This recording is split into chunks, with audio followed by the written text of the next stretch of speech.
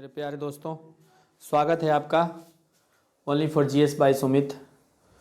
तो हमने पिछला वीडियो जो है छोड़ा था, सिराजुद्दौला को नवाब बना दिया, बंगाल का नवाब बन गया था सिराजुद्दौला, और उसके बाद हमने कहानी को वहीं पे स्टॉप किया था।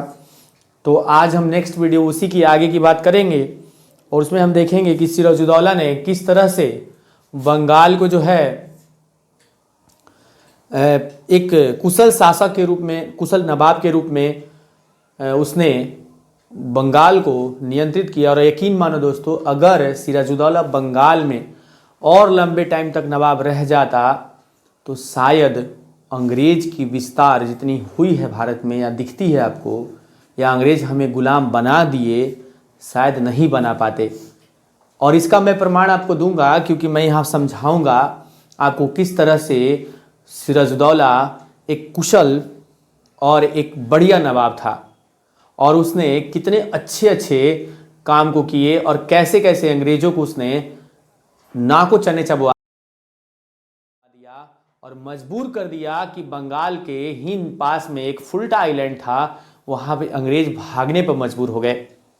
तो आइए हम देखते हैं। तो देखो, सबसे पहले बच्चों यहाँ पे हम सिराजुद्दौला की अगर बात करें तो सिराजुद्दौला जो है बंगाल का नवाब अलीवर्दी खां के बाद बनता है। आपको मैंने अलीवर्दी खां के बारे में बताया था कि सिराजुद्दौला जो है अलीवर्दी खां का पौत्र है, यानी पुत्री का पुत्र है। तो उसको उसका नाना हुआ, मतलब अलीवर्दी खां उसका नाना हुआ करता था। अच्छा, अमीना बेगम उसका नाम था, यानी उसका जो आप यहाँ देखेंगे अलीवर्दी खां को देखेंगे, अलीवर्दी खां को आप देखेंगे तो इसके एक पुत्री थी, और पुत्री इसकी जो थी उसका नाम था अमीना बेगम। और अमीना बेगम का पुत्र, अमीना बेगम से एक पुत्र था जिसका नाम था सिराजुद्दौला। और सिराजुद्दौला ही उत्तराधिकारी बना अलीवर्दी खां का। तो अलीवर्दी खां का उत्तराधिकारी कौन यहाँ बना? सिराजुद्दौला बना, और सिराजुद्दौला गद्दी पर बैठता है। तो यहाँ से हम अगर सिराजुद्दौला की कहानी को देखें तो किस इस तरह से है कि सिराजुद्दौला बंगाल का नवाब बनता है। तो नवाब बनने के बाद इसने पहले यहाँ, सिराजुद्दौला जब बंगाल का नवाब बनता है अलीवर्दी खां के बाद, तो इसने सबसे पहले कुछ चीज़ें की। इसने क्या किया कि इसको ये कतई बात पसंद नहीं था कि अंग्रेज जो हैं या कोई और कंपनी, दूसरी कंपनी जो थी उस समय, देखिए बंगाल का परिदृश्य। अच्छा, मैं बंगाल की जब मैं बार बार बात कर रहा हूँ तो आई थिंक तुम होगा कि मैं किस बंगाल की बात कर रहा हूँ, तो उसकी भी मैं थोड़ा सा चर्चा कर दूँ। तो अगर भारत का मैप आप देखेंगे इस तरह से, मैं भारत का मैप अगर बनाऊँ, थोड़ा सा साइड में बनाता हूँ,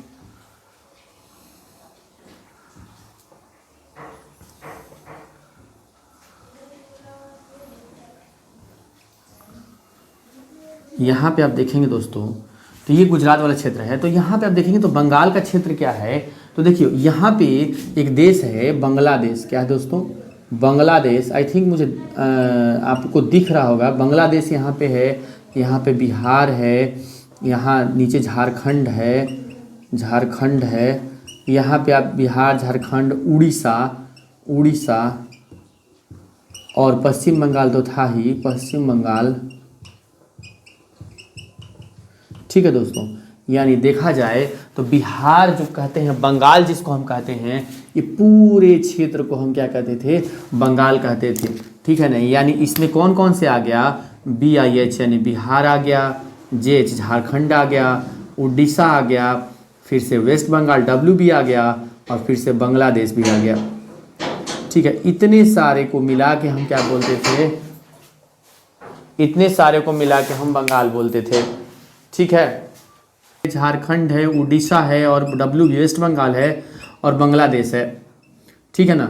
ये सारे क्षेत्र को मिला के हम एक ही क्षेत्र बोलते थे, बंगाल। तो जब मैं बंगाल बोलूँगा तो आप ये मत समझ लेना केवल मैं पश्चिम बंगाल की बात कर रहा हूँ, ये पूरे क्षेत्र की बात कर रहा हूँ। तो देखो दोस्तों, क्या हुआ कि इस क्षेत्र में फ्रांसीसी कंपनी थी।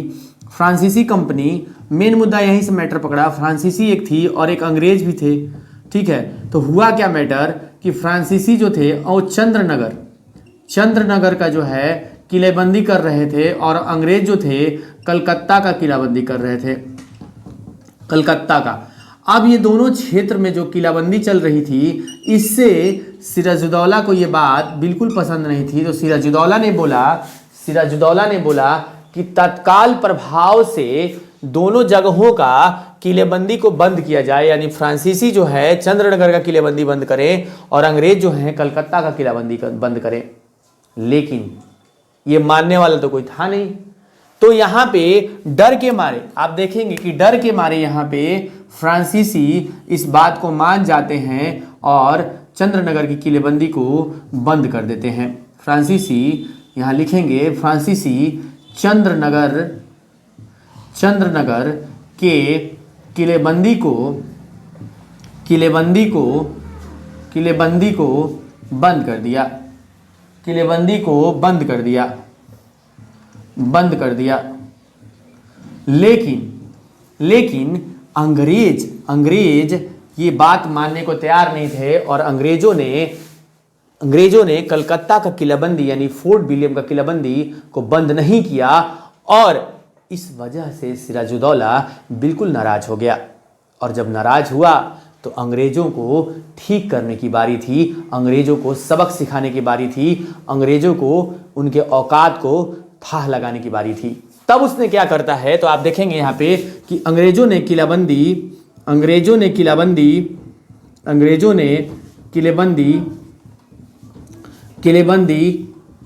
बंद नहीं किया। अब इसके बाद क्या हुआ, सिराजुद्दौला ने क्या किया कि सिराजुद्दौला ने इस बात का बदला लेने के लिए वो कलकत्ता पे आक्रमण कर देगा, कलकत्ता पे हमला कर देगा। और जब वो हमला करेगा यानी जवाबी कार्रवाई करेगा तो अंग्रेज इतने परेशान हो जाएंगे कि इनको अंतोगतवा एक बंगाल में, बे ऑफ बंगाल आप देखेंगे तो बंगाल के क्षेत्र में एक आइलैंड है फुल्टा आइलैंड, वहाँ इनको भागना पड़ेगा। और यहीं पे एक घटना होगी ब्लैक होल की घटना, यहीं पे एक घटना होगी ब्लैक होल की घटना, यहीं पे एक घटना होगी ब्लैक होल की घटना। और ये ब्लैक होल की घटना क्या है मैं अभी जिक्र करूंगा इसका। तो यहाँ पे देखिएगा कि जब ये कार्रवाई करेगा तो कार्रवाई में बहुत सारे अंग्रेजों को ये भागना पड़ेगा। कहाँ पे, एक क्षेत्र है यहाँ पे आप देखेंगे, इस क्षेत्र में अगर मैं बात करूँ तो यहाँ पे एक क्षेत्र है, यहाँ पे एक है फुल्टा आइलैंड, क्या नाम है, फुल्टा आइलैंड। और फुल्टा आइलैंड में जो है अंग्रेज पनाह लेंगे। तो यहां से आगे चलते हैं हम, खड़े हुए, लेकिन यहां पे एक घटना हुई जिसे हम बोलते हैं ब्लैक होल की घटना। क्या बोलते हैं, ब्लैक होल की घटना। अब ब्लैक होल की घटना क्या थी दोस्तों, तो देखिए क्या थी, 15/18, यहाँ मैं लिख रहा हूँ 15/18 का एक कमरा था, 15/18/15 या 15/18 का एक कमरा था। और इस कमरे में 146 अंग्रेजों को 146 अंग्रेजों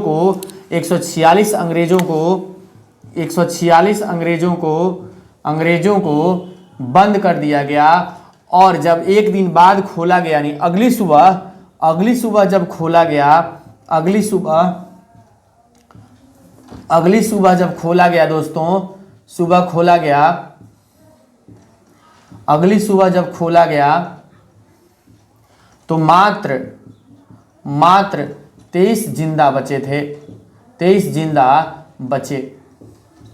मतलब क्या हुआ मामला, देखिए कि सिराजुद्दौला ने क्या किया कि भाई 15/18 के कमरे में 146 यानी 146 अंग्रेजों को बंद करवा दिया और बंद करवा के छोड़ दिया एक दिन के लिए। और अगली सुबह जब उस घर का या रूम का दरवाजा खोला गया तो मात्र 23 अंग्रेज जिंदा बचे थे। ये बात एक अंग्रेज अधिकारी ने ही बताया है, एक बात अंग्रेज अधिकारी ने ही कहा है। इसमें भारतीय इतिहासकारों ने बिल्कुल साफ निर्णय कहा है, इसमें कुछ भी नहीं कहा जा सकता, इसका कहीं भी प्रमाण नहीं मिलता है। लेकिन अंग्रेज अधिकारी जो इसमें से एक बच्चा था जिसका नाम था विलियम हॉलवेल, उसी ने कहा है कि ऐसा हुआ था, बाकी इसकी सच्चाई का कुछ पता नहीं है। तो अगर मान भी लेते हैं कि ऐसा हुआ था तो विलियम हॉलवेल के अनुसार ऐसा हुआ था। अब ये देखिए ब्लैक होल की घटना थी कि काल कोठरी की घटना ही बोलते हैं, या ब्लैक होल, इंग्लिश में हम ब्लैक होल बोलते हैं और हिंदी में इसको हम काल कोठरी की घटना बोलते हैं। काल कोठरी की घटना, ठीक है ना। इतना आप समझ गए होंगे कि काल कोठरी घटना क्या है। सिंपल सा है कि काल कोठरी की घटना में कि एक छोटे से कमरे में लगभग 150 अंग्रेजों को बंद कर दिया जाता है और अगली सुबह खोला जाता है तो उसमें से मात्र 23 अंग्रेज जिंदा होते हैं, जिसमें से एक व्यक्ति जिंदा होता है, उसका नाम होता है विलियम हॉलवेल। क्या नाम होता है? विलियम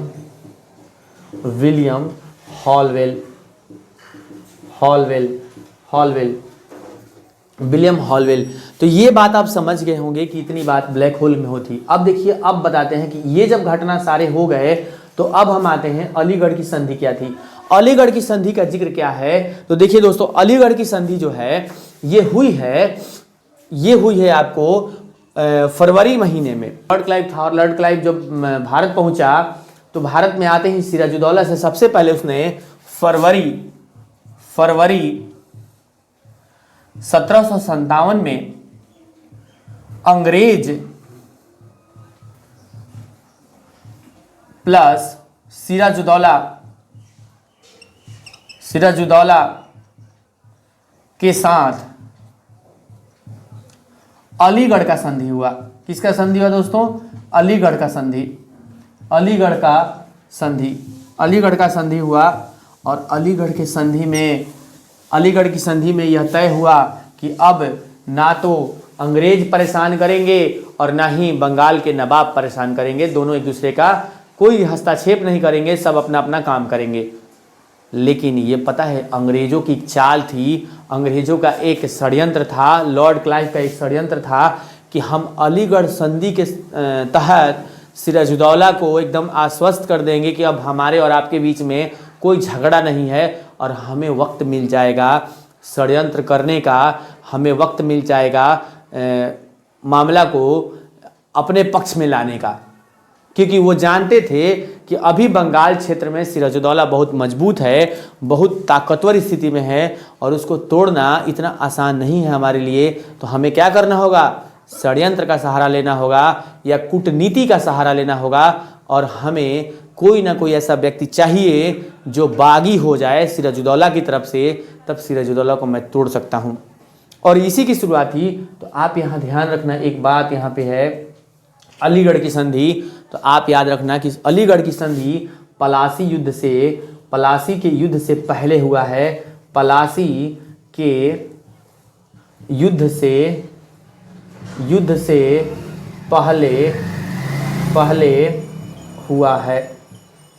पहले हुआ है। ये आप ध्यान रखना कि पलासी के युद्ध से पहले हुआ है अलीगढ़ का संधि।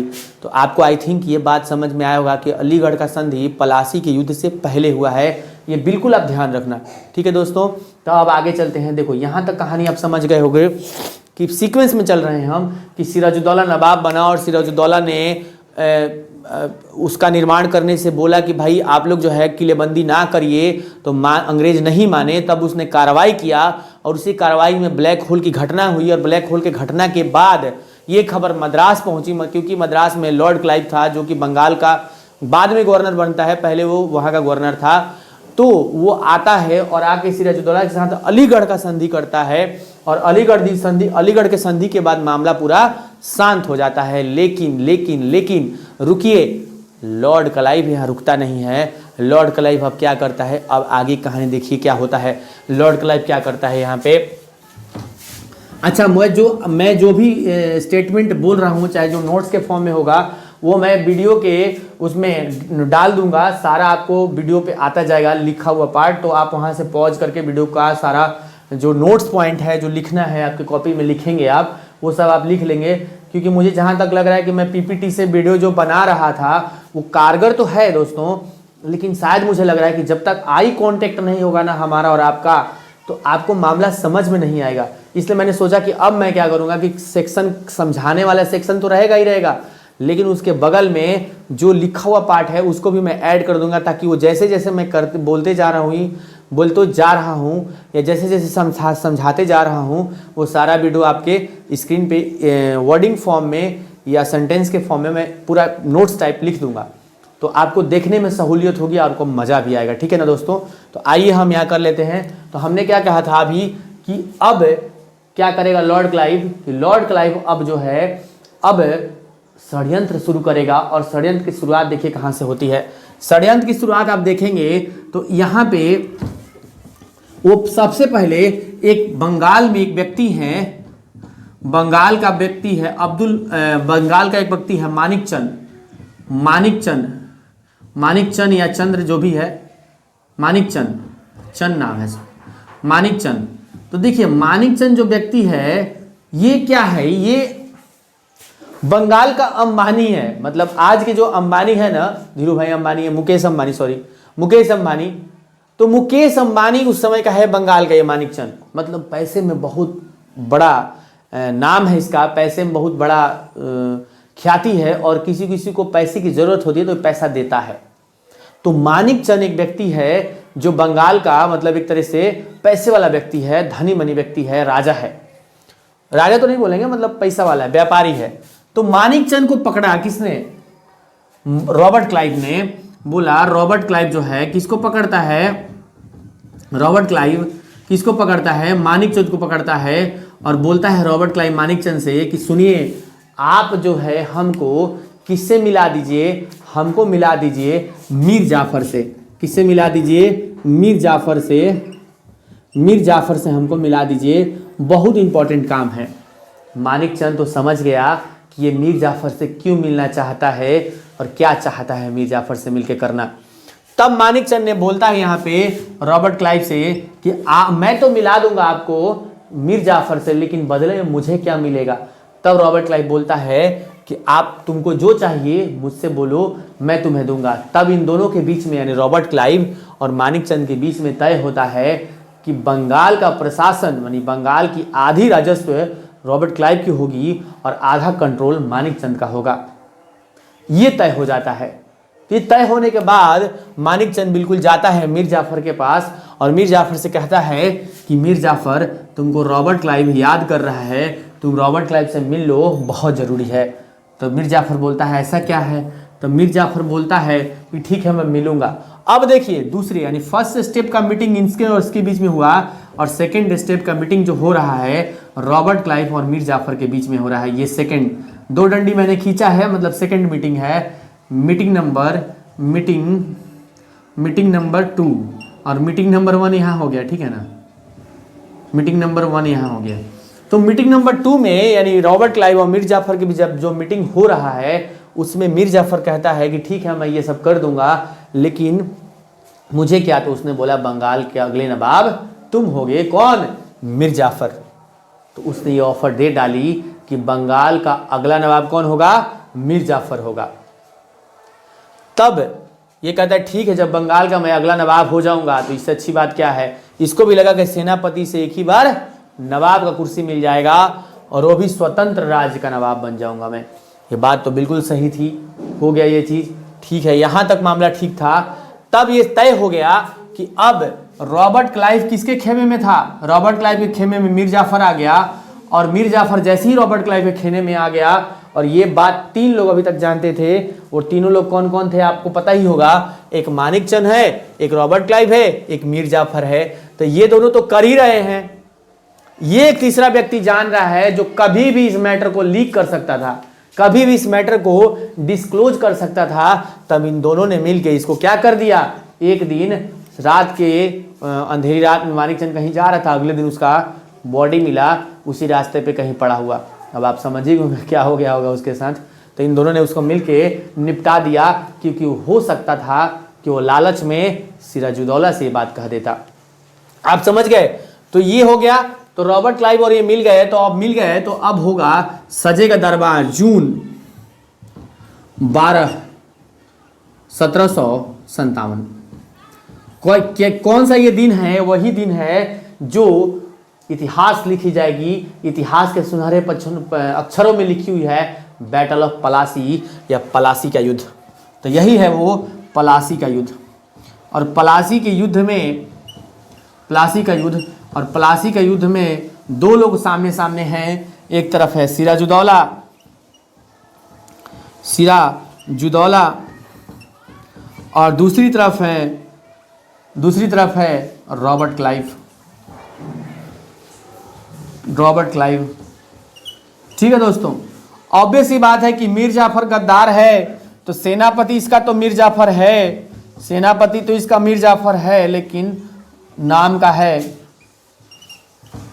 मीर जाफर है, लेकिन नाम का है, कोई मतलब नहीं है इस बात का। और यहाँ पे रॉबर्ट क्लाइव अपनी सेना का नेतृत्व कर रहा है। अंतोगत्वा पलासी के युद्ध में सिराजुद्दौला मारा जाएगा, पलासी के युद्ध में सिराजुद्दौला मारा जाएगा, तो यहीं पे इसकी हत्या हो जाती है। सिराजुद्दौला मारा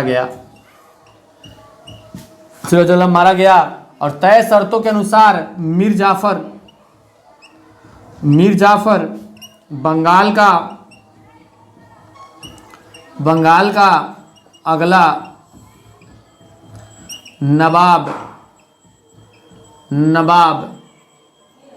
नवाब बनेगा। ठीक है दोस्तों, तो इतनी बात हो गई। यानी प्लासी जो है, बैटल ऑफ प्लासी में इतनी घटनाएं हुई और बैटल ऑफ प्लासी, मीर जाफर अगला नवाब बनेगा। अब देखेंगे हम कि मीर जाफर जब अगला नवाब बन जाएगा तो मीर जाफर भी अंग्रेजों के लिए खराब हो जाएगा और वो भी अच्छा काम नहीं करेगा, और फिर मीर जाफर को भी अंग्रेज हटाएंगे और फिर उसी के दामाद मीर कासिम को भी अगला नवाब बनाएंगे। और मीर कासिम को अगला नवाब बनाने के बाद फिर मीर कासिम अपने राजधानी को मुंगेर ले जाएगा, और मुंगेर ले जाते ही फिर सजेगा दरबार बक्सर के युद्ध का, और इतिहास का एक निर्णायक युद्ध बक्सर होगा जब वास्तव में अंग्रेजी सेना और भारतीय सेना टकराएगी। और वास्तव में तय हो जाएगा बक्सर युद्ध के बाद कि अब भारत में शासन कौन करेगा। तो इसकी बात हम बक्सर युद्ध की बातें और बक्सर युद्ध का रूपरेखा हम अगले वीडियो में डिस्कस करेंगे। अभी आप पलासी तक समझ गए होंगे, बाकी सारा डिटेल्स जो है उसमें भी जाएगा, आपको रिटन फॉर्म में भी उसमें दिखेगा, आपको वीडियो में मैं उसको कर रहा हूँ। ठीक है, तो आज के लिए इस वीडियो के लिए इतना ही, धन्यवाद। और आप अपना ऐसे ही प्यार हम पे बनाए रखिए, और आप लोग बहुत अच्छा लग रहा है मुझे, आप लोग सपोर्ट कर रहे हैं तो मैं भी कोशिश करूँगा कि मैं जितना मेहनत कर सकता हूँ आपको लिए करूँ। और जैसा कि मैंने वादा किया है कि 1 मंथ के अंदर ही, इस महीने या फरवरी महीने के अंदर ही मैं जल्द से जल्द ही आरा में एक कोचिंग खोलूँगा। मतलब उसमें ऑफलाइन पढ़ाई होगी और उसमें आप लोग जुड़ सकते हैं जिनको भी तैयारी करना होगा जीएस का, और जीएस का एक अच्छा बेहतर माहौल चाहिए होगा तो आप हमसे जुड़ सकते हैं, वहाँ पे आ सकते हैं पढ़ने के लिए। और ऑनलाइन से जो लोग पढ़ रहे हैं तो अच्छा ही है, तो पढ़ते रहिए और सपोर्ट कीजिए, शेयर कीजिए। अगर अच्छा लग रहा है वीडियो तो आप लोग शेयर कीजिए, कमेंट कीजिए, उस पर बताइए कुछ और इम्प्रूवमेंट करना है तो आप मुझे सजेस्ट कर सकते हैं कमेंट सेक्शन में। तो धन्यवाद, इसके लिए बहुत बहुत शुक्रिया। Thank you for watching my video.